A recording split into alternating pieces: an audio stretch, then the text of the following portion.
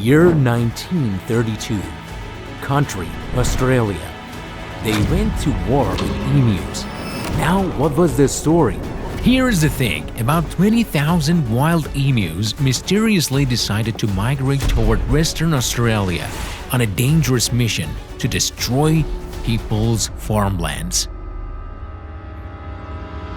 Man, whatever we plant, they come and eat it. Wheat, barley, everything, completely swept clean. We need the army. We need help. Sir, these emus are destroying our entire farm. Just last night, they ate 40 hectares of wheat. We can't take it anymore. Soldiers, prepare for the operation. With pride, we will save our country from these cursed two-legged creatures.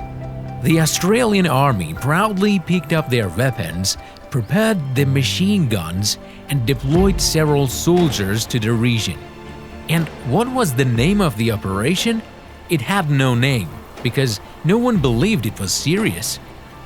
We stand against any threat, whether from man or from bird. For the honor of Australia, we will win! My soldiers, be ready! Commander, there they are! They're coming! Wait until they get closer. Now it's the time. Fire! Fire!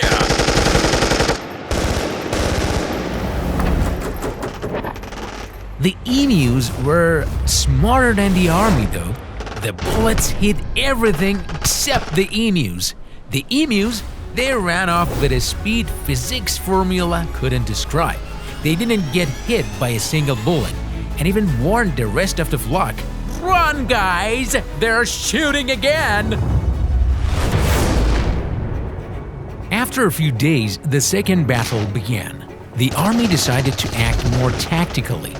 They tried to surround the emus, placed machine guns on 3 sides, but still they lost. Why? Because emus knew how to run in zigzags. They kept changing their path, and the bullets only dug holes in the ground.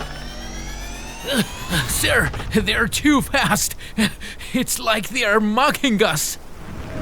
At the end of 2 weeks of operation, the army had only managed to kill around 900 emus out of over 20,000. The bullets ran out, the soldiers were exhausted, and the equipment was broken. We lost. These birds are uncontrollable. We must send a peace request to their leader.